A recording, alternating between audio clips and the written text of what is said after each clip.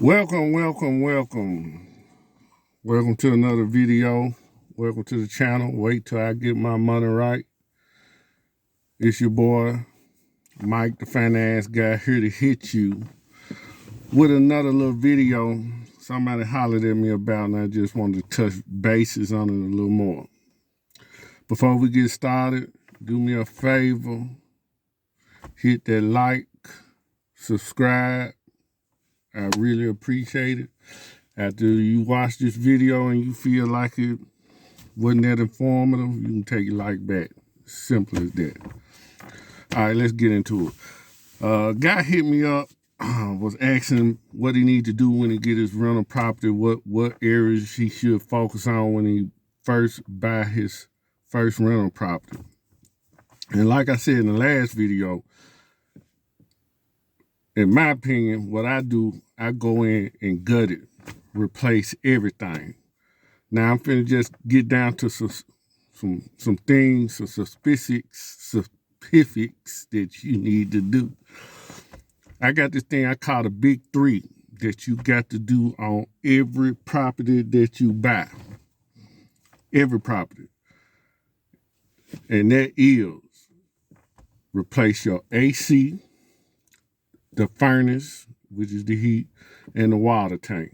You got to do them three on any rental property you buy, because what that's going to do is that's going to eliminate problems down the road.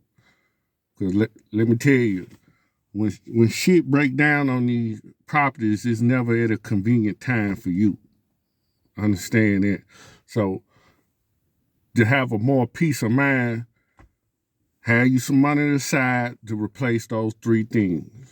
They're going to take a lot of, going to relieve you. I'm telling you.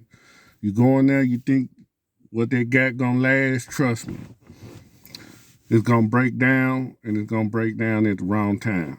So unless you got a good AC man that can evaluate the thing, the unit, and say, well, man, you can get another 3, 4, 5 years out of it. Maybe, but in my personal opinion, just go and replace it. It's just going to save you a lot of trouble down the road. All right. Some other little things I'm going to touch on is that what you need to do when you first get your rental property. Like I said, you need to gut it. And I'm just telling you little things you need to do to keep from having a headache and higher costs down the road. All right. Another thing, replace your toilets. That's what I do. Replace your toilets. You don't know how many shits been took on them toilets. So replace them. But what's more, what a lot of people overlook, replace the little knob, you know, where your water come from on the toilet, that little knob where you can cut your water on and off. Replace that too. Especially on these older houses, because that thing can rot, and at any given time it can fall off and water will flow and run fast. And next thing you know, your flow full of water, so you want to replace those. I had a little incident. Luckily, it didn't get bad, but they will rust over time and just fall off, and water be running everywhere. Another thing that you need to check on, especially when you're buying an older house, you probably ain't got to worry about it if the house is relatively new, but you definitely got to get your circuit breaker checked. If you're buying an older house and they got them fuses that you screw in, take that out, because that circuit breaker ain't gonna be able to take the new appliances and that they got now. So you just need to go and replace it. And if you do got the circuit breaker with the switches, have it evaluated, especially if it's an older house, have it evaluated so it can be able to, like I said, take on some of these new appliances, because some of these new appliances pull a lot of energy, and a lot of these circuit breakers can't hold them. I mean, so you can get your electrician, they can add something. I don't know what they can do. They can add something to it to make it be able to, you know, be able to take on some new appliances. So, because these new appliances so efficient, they do draw a lot of energy, pull a lot of energy.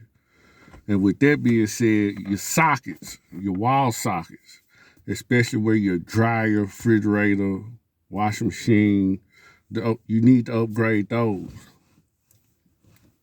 Because like I said, these new appliances, they plugs different. The amount of energy they pulling, a lot of them older houses ain't up to code with that. Okay. So that's something else you want to do. And other than the cosmetic, you should be good to go. They'll cut down a lot of headache down the road if you do those. Especially take care of the big three. Then the other stuff I told you about that's worth looking at as well. So I got another video I'm gonna do talking about the pros and cons of buying an older house versus buying one more modern, up to date. I got a lot of good information in that. You definitely want to check that one out if you're talking about buying real estate, flipping it, renting it, or whatever your goal is. And yeah, I got a video, so y'all be looking out for that.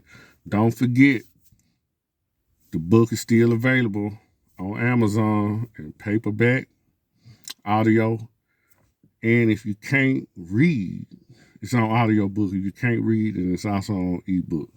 You can download it on your phone, your tablet, computer, whatever you got. All right. Well, that's all I got right now. I just want to drop them gems on you. Things you need to do when you get your first rental property is the 3 things you need to gut, the big 3: AC, furnace, water tank. Also, replace them toilets.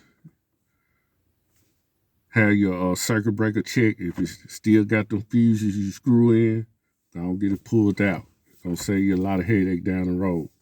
That's all I got. I'm Mike, the finance guy. Be looking out for the other videos. Don't forget to like and subscribe. And I'm out. Boom.